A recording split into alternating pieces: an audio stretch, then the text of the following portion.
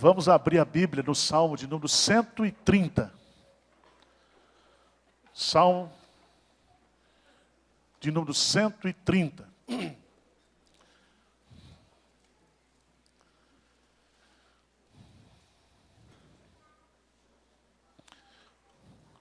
Eu convido a igreja para ler comigo esse salmo. E nós iremos meditar neste salmo, tirando algumas lições preciosas para a nossa vida.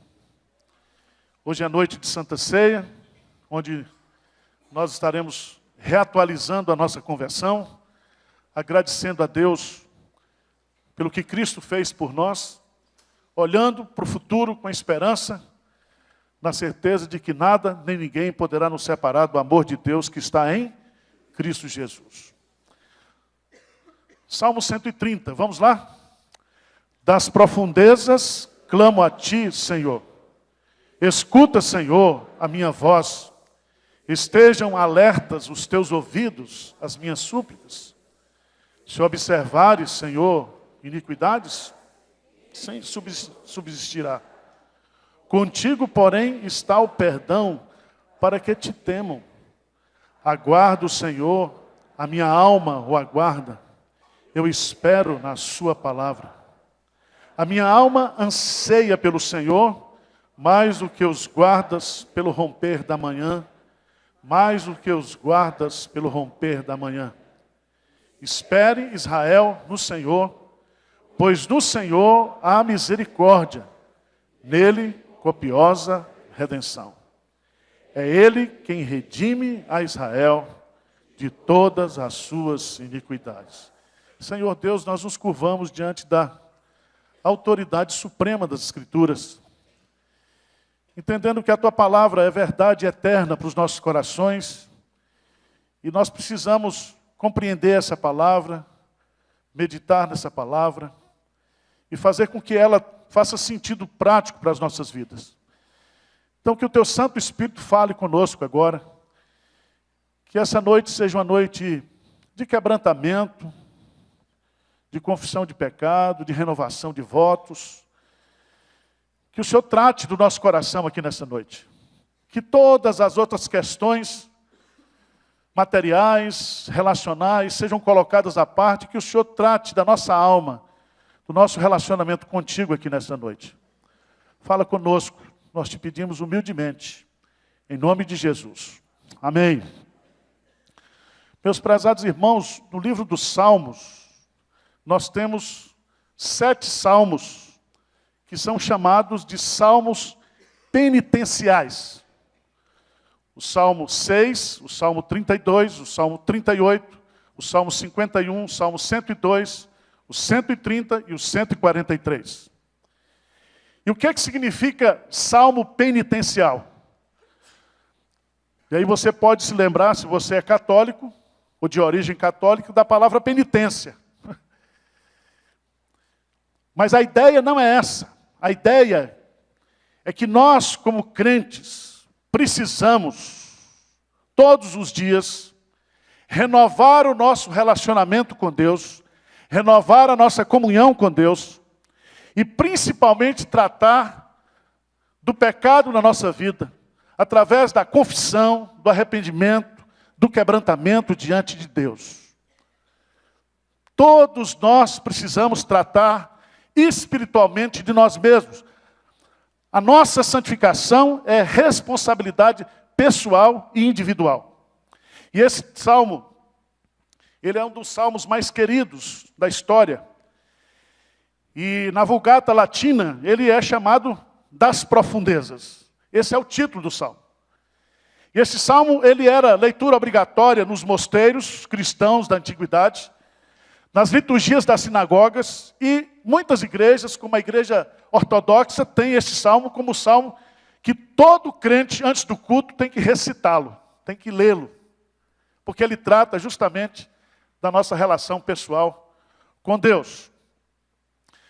Eu quero meditar, chamando a sua atenção para a mensagem desse salmo. A mensagem está no versículo 8. Lê comigo aí. O que diz aí? É Ele quem redime a Israel de todas as suas iniquidades. Veja que coisa linda. Ele vai dizer aí que é Ele, que é Deus. Só Deus trata do pecado. E não é do pecado de Jacó, mas é do pecado de Israel. Porque Israel lutou com Deus. Israel buscou a Deus. Israel agarrou-se com Deus. E ele deixa de ser Jacó e passa a ser Israel, príncipe do Senhor. E esse texto é muito significativo.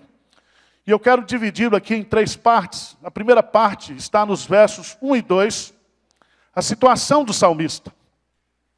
Nos versos de 3 a 5, 3 e 4, eu queria destacar a visão que o salmista tem de Deus diante da sua situação. A terceira parte, a expectativa, a esperança que o salmista tem no Senhor. Em primeiro lugar, a situação do salmista. O salmo começa dizendo, das profundezas, o quê? Clama-te. Aqui tem uma geografia da crise. Ele está dizendo das profundezas.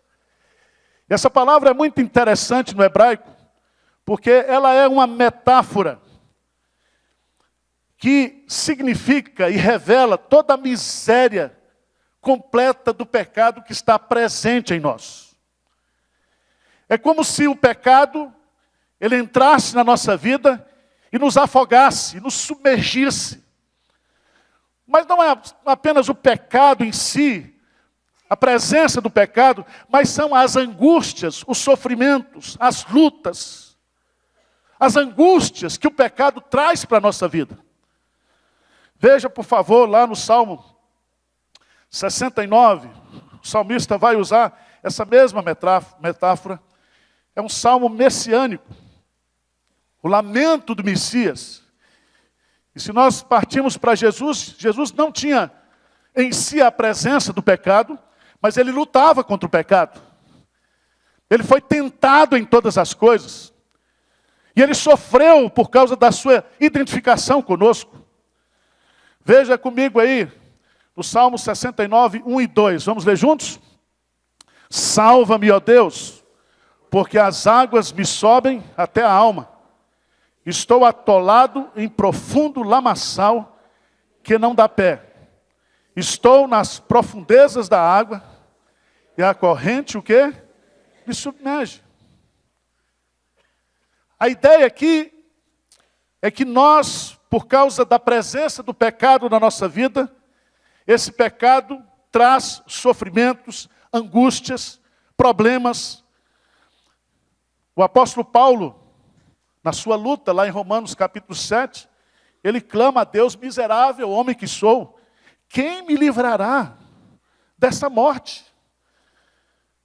Porque há dentro dele, por causa da presença do pecado, uma luta.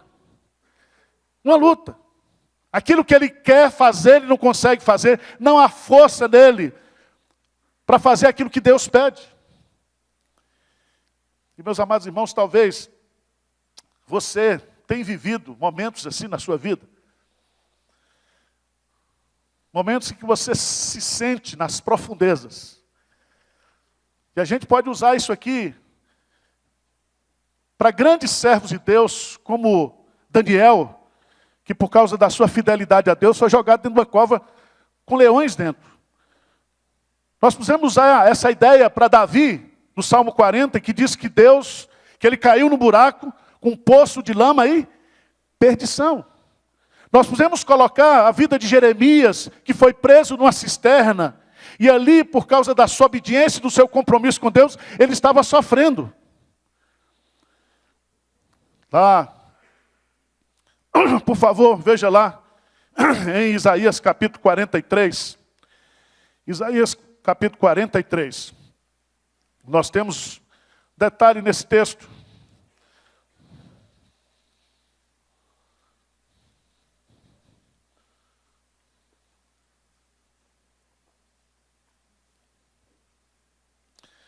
Veja no versículo 2. Lê comigo, por favor. Quando passares pelas águas, eu serei contigo. Quando pelos rios, eles não. Quando passares pelo fogo, nem a chama arderá em ti. Preste atenção, o fato da gente ter sido escolhido por Deus, o fato da gente ter sido redimido por Deus, isso não faz que nós, não impede que nós experimentamos esses momentos de profundezas. Profundezas. Ok? Vocês estão me entendendo? Levanta a mão. Estão me entendendo? Mas o que a gente deve fazer neste momento? O que a gente deve fazer? O que o salmista faz? Ele diz assim, das profundezas, clamo o quê? A ti, Senhor. Isso é muito importante, irmãos, porque às vezes nós queremos esconder aquilo que nós estamos passando, queremos negar, queremos racionalizar. Muitas vezes nós murmuramos por aquilo que nós passamos, mas o salmista vai nos ensinar algo precioso. Quanto mais em profundezas eu estiver, mais eu tenho que clamar ao meu Deus. Você se lembra que Jonas foi um que foi para as profundezas dos mares, mas não somente isso, ele foi para as profundezas do intestino de um grande peixe. E ali ele faz uma oração. Faz uma oração a Deus, está lá em Jonas, capítulo 2. E ele vai dizer para Deus, Senhor, e ele termina a sua oração dizendo, Senhor, a salvação vem de ti. A salvação vem do Senhor.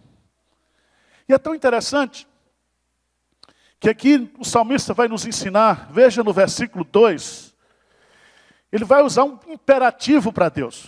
Geralmente é Deus que faz o imperativo para a gente, mas o salmista aqui, e Deus na sua condescendência, ele vai dar uma ordem para Deus aqui. Lê comigo o versículo 2, o que ele diz? Escuta, Senhor, a minha voz. Estejam alerta os teus ouvidos, as minhas súplicas. Preste atenção, irmãos. O sofrimento existe na vida do crente. Não é para ser escondido. É para ser colocado o quê? Diante do Senhor. O nosso sofrimento, as nossas lutas, as nossas profundezas, as nossas águas, quando passarmos pelo fogo, tudo isso tem que ser colocado diante de Deus através de oração. O salmista se agarra com Deus. E aqui há muitas ideias, porque ele diz, escuta a minha voz. É um imperativo. É um imperativo. Veja lá no Salmo 5. Por favor, volte um pouquinho aí. Salmo 5, versos de 1 a 3. É outro salmo.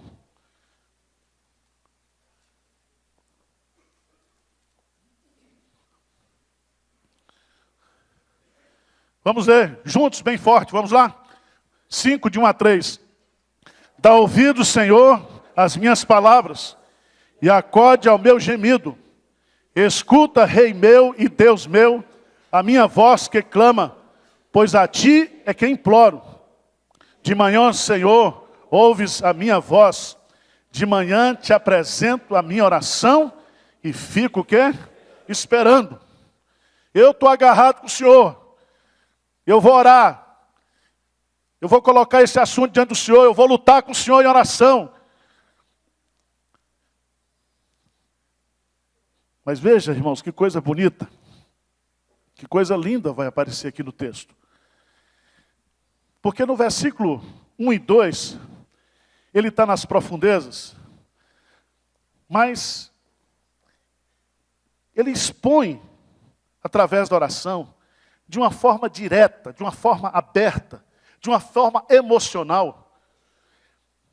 Tudo ele põe diante do Senhor. Tudo. Aí você diz, pastor, mas Deus já sabe de tudo? Sabe de tudo, mas Ele quer que nós, nos nossos sofrimentos, nas nossas lutas, que nós oremos. Nós temos que transformar o nosso sofrimento em oração, em clamor diante de Deus. Por quê? Porque o salmista tinha uma visão de Deus. E é uma visão que deve estar presente na nossa vida de oração.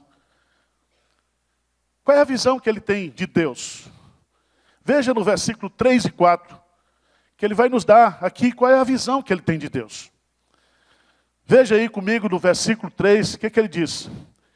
Se observares, Senhor, iniquidades, quem, Senhor, subsistirá? Senhor, não só sou eu, não. Tem um monte de gente aqui que está nas profundezas. E se o Senhor for levar a sério, se o Senhor for pagar justiça por justiça, quem é que poderá subsistir ao poder da sua ira? Se o Senhor for recompensar justamente o meu pecado, se o Senhor for olhar para mim de acordo com a minha estrutura, o Senhor pode me fulminar, não tem saída, não tem solução. Essa palavra, observares no hebraico, significa registrar, prestar atenção com cuidado. E eu fico pensando assim, o salmista está dizendo assim, Senhor, por favor, tenha aí um olho cego e um ouvido surdo. Não olha tudo na minha vida, não. Senão eu estou perdido. Eu não vou suportar o poder. E ele põe uma condicional, se, Senhor. Quem é que pode subsistir? E há muitos textos na Bíblia. Veja lá no Salmo 103. Volta um pouquinho aí. Salmo 103.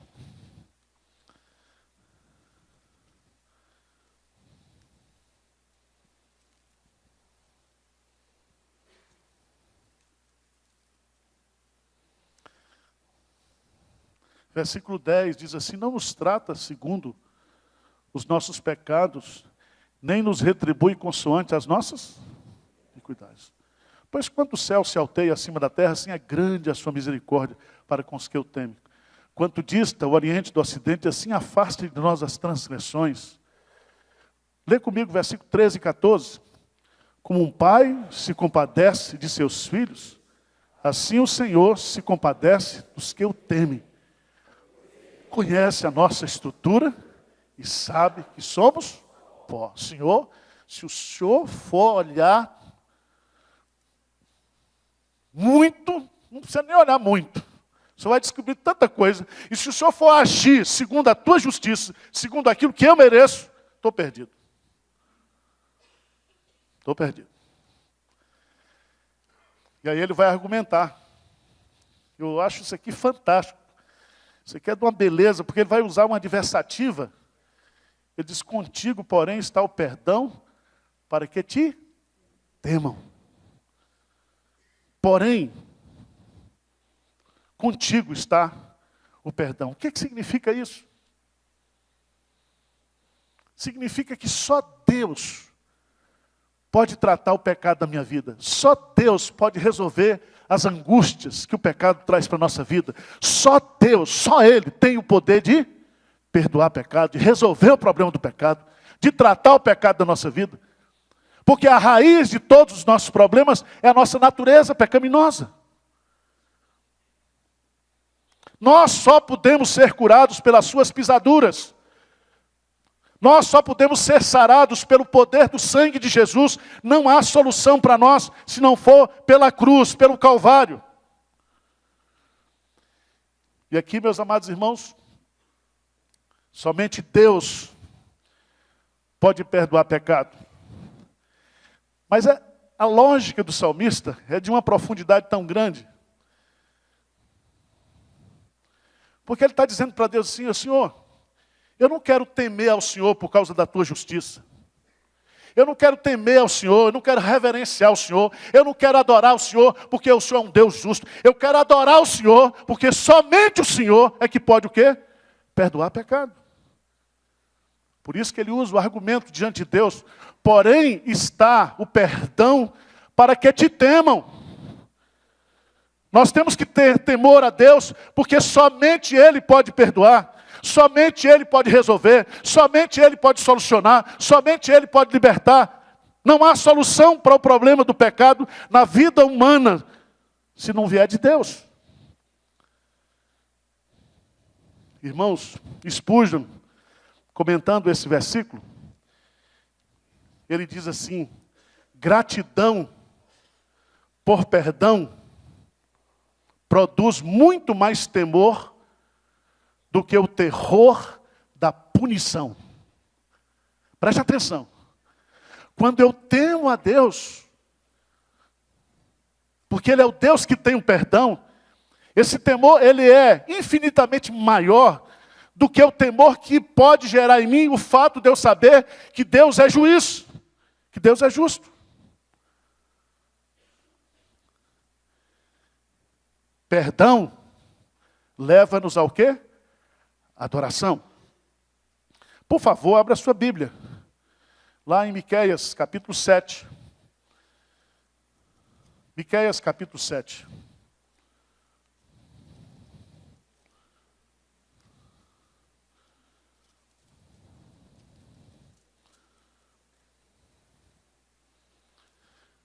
Versículo 18 a 20. Vamos ler esses 3 versículos da palavra de Deus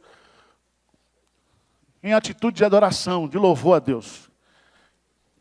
Miqueias, capítulo 7, 18, 19 e 20. O que é que diz aí?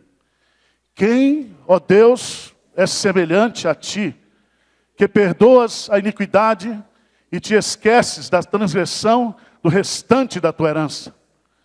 O Senhor não retém a sua ira para sempre, porque tem prazer na misericórdia. Tornará a ter compaixão de nós, pisará aos pés as nossas iniquidades e lançará todos os nossos pecados nas profundezas do mar. Mostrarás a Jacó a fidelidade e a Abraão a misericórdia, os quais juraste aos nossos pais desde os dias antigos. Louvado seja o nome do Senhor. Por isso que o salmista diz: Senhor, porém contigo está o perdão para que te tema. Mas o verso 5 vai nos colocar a terceira parte desse texto. Nós temos a situação do salmista, versos 1 e 2. Nesses versos que nós lemos agora, 3 e 4, nós temos a visão que o salmista tem de Deus. Mas dos versos 5 até o verso 8,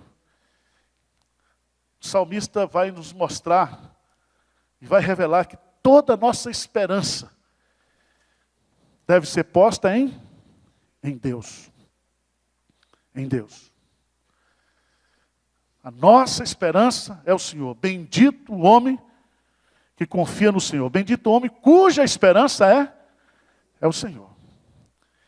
E aqui, veja a quem ele espera. Ele diz: aguardo o Senhor. No versículo 6, ele diz: a minha alma anseia pelo Senhor. Veja que a esperança dele aqui é a pessoa do Senhor. E aí a expressão Yahvé, a expressão eu sou, ele está claramente revelando aqui a dependência total de Deus. Ele está na expectativa de uma intervenção de Deus. Mas ele vai dizer aqui, como é que ele espera? E ele vai dizer: a minha alma anseia. E a palavra alma no hebraico significa que todo o meu ser, que toda a minha vida, que a minha mente, os meus sentimentos, o meu coração, espera no Senhor. Há uma inteireza de dependência aqui. Ele está se lançando completamente, inteiramente, nessa expectativa, nessa esperança. Mas ele espera também, e eu acho muito bonito, a ideia que ele coloca aqui, no versículo 5, na segunda parte: aguardo o Senhor, a minha alma o aguarda, eu espero que na sua palavra. Não há separação entre o Senhor e a sua palavra. E a palavra de Deus aqui são as promessas de Deus. A palavra aqui é a aliança do Senhor. Deus tem um compromisso, Deus tem uma palavra, Deus tem promessas, Deus está comprometido conosco. E Ele vai intervir. Ele vai intervir. Não se angustie demais. Descanse o seu coração. Continue orando. Continue buscando. Busque a Deus de todo o seu coração. Pode ter certeza. Fique na esperança. Faça como Abacuque. Sobe lá. E diz, eu não vou sair daqui enquanto o Senhor não me responder. E o Senhor vai dizer para você, o justo viverá pela fé. E Abacuque ficou ali agarrado, esperando a resposta de Deus. Esperando a resposta da palavra de Deus. E ele crê aqui que esse Deus que não pode mentir, Ele irá cumprir a sua palavra, Ele vai cumprir a sua promessa. Ele vai tirá-lo das profundezas. Essas águas que estão submergindo não vai destruí-lo. Ele vai sair disso. Aí ele vai usar uma figura aqui. Né? Qual é a figura que ele usa? Veja no versículo 6. A minha alma anseia pelo Senhor, mais do que os guardas, pelo romper da manhã, mais do que os guardas, pelo romper da manhã. Os guardas eram aqueles sentinelas que ficavam nas muralhas de Jerusalém e que durante a noite fazia a guarda dos muros. E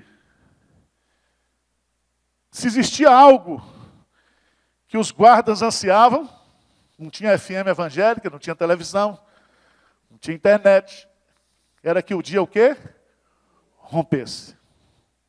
Rompesse. Mas por que o salmista usa essa figura?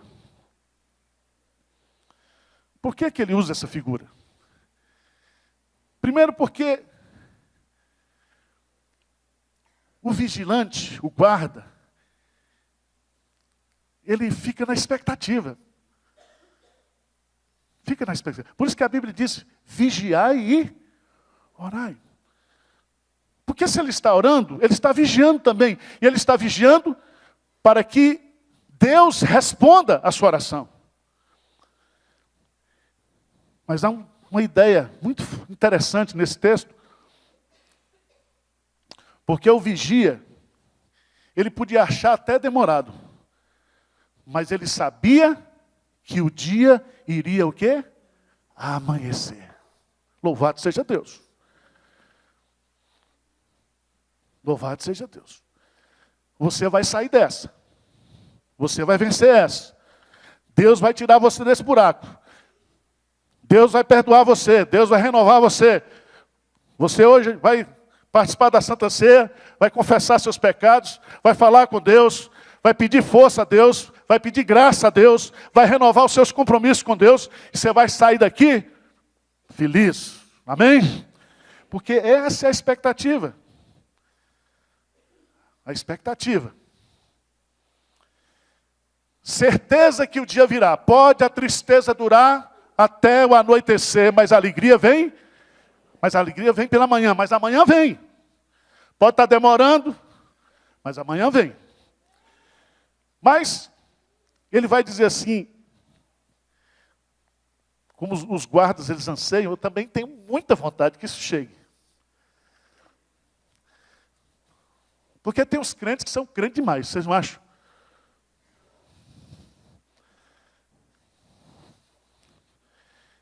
Porque eu espero, mas eu espero meio angustiado. Eu espero meio ansioso. E graças a Deus que esse salmo me ajuda. A minha alma anseia pelo Senhor, mais do que os guardas pelo romper da manhã. E ele repete, mais do que os guardas pelo romper da manhã. Nós estamos, quem disser que a coisa está ruim, que você está bem, está satisfeito, você está mentindo. Está mentindo. Eu sei que você é crente demais, mas a gente vive aquele negócio do vai ser, mas ainda não é. Você já viveu isso? Vai ser, mas não amanheceu ainda. Não amanheceu. E você sabe quando você está com um problema durante a noite, o problema fica grande. Fica ou não fica? Fica grande. Você ouve voz. o vento bate da janela, é um inferno. Agora, quando você ouve o pardal cantar, aí você já começa a se animar. Quando a fresta de luz entra pela janela, você diz, o dia o quê? Amanheceu. O Senhor renovou a sua graça, a sua misericórdia. E aí ele manda um recado para Israel e manda um recado para mim e para você. Eu acho isso fantástico. Porque ele vai agora dizer para Israel, espere, Israel, no Senhor. Pois no Senhor há misericórdia, nele copiosa redenção. É ele quem redime a Israel de todas as suas iniquidades. Todo sofrimento que vem sobre o povo de Deus para Israel por causa do pecado, por causa da nossa natureza pecaminosa, a gente sofre, a gente geme com gemidos inexprimidos, a gente luta, a gente quer se libertar, a gente quer se livrar. Mas a nossa natureza é complicada, é difícil. Mas Israel, espera no Senhor. E ele vai falar aqui da redenção que brota dessa misericórdia. E a natureza dessa redenção é redenção de pecado mesmo, é redenção espiritual. Ele é quem perdoa todas as nossas iniquidades. Veja a riqueza dessa redenção. Ele diz assim, nele há copiosa. E a palavra copiosa no hebraico significa abundante, superabundante. Há poder no sangue de Jesus para perdoar os seus pecados até você morrer, até você estar no céu. O sacrifício de Jesus é copioso para perdoar você. Amém? E há também aqui uma exclusividade nessa copiosa redenção. É Ele, pessoalmente, quem redime a Israel. A Israel. Cristo amou a sua igreja e a si mesmo se entregou por ela. Vou encerrar lendo com você Mateus capítulo 1. Vamos ficar de pé? Mateus capítulo 1.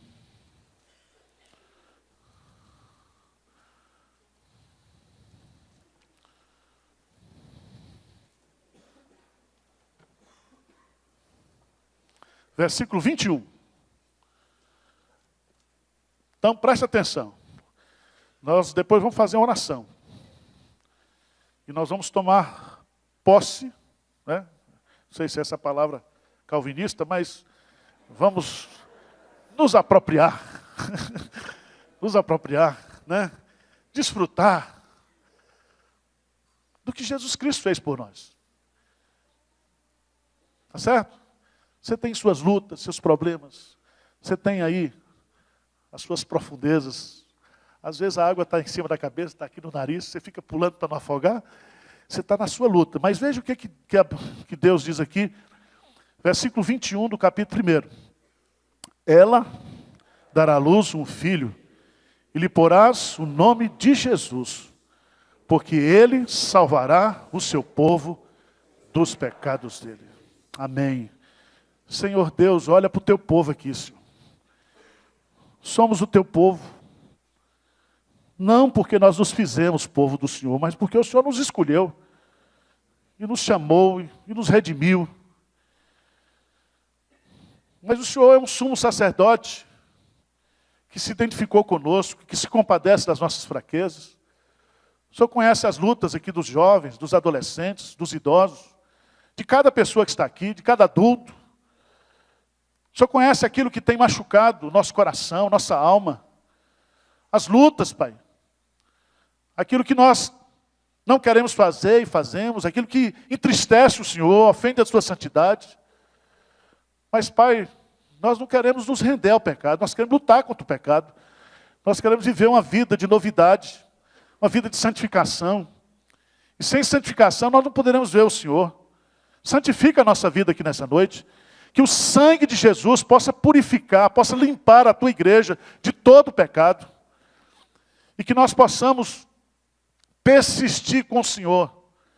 Persistir, Pai. Que nós nunca desistamos dessa verdade maravilhosa que Só o Senhor pode nos perdoar, só o Senhor pode nos restaurar, só o Senhor pode nos redimir. O Senhor é o nosso Redentor. Pai querido, trata a questão da culpa no coração e na mente do teu povo. Tira toda angústia, tira toda, Deus, aquilo que o diabo muitas vezes fica fazendo, nos acusando, oprimindo, entristecendo, Pai. Tem misericórdia de nós. E que nós possamos participar da ceia do Senhor nesta noite com alegria, por aquilo que Jesus Cristo fez por nós, com gratidão no nosso coração, pela tão grande salvação que nós temos em Cristo Jesus. Nós oramos humildemente no nome dele. Amém, Senhor. Amém. Pode sentar, irmãos.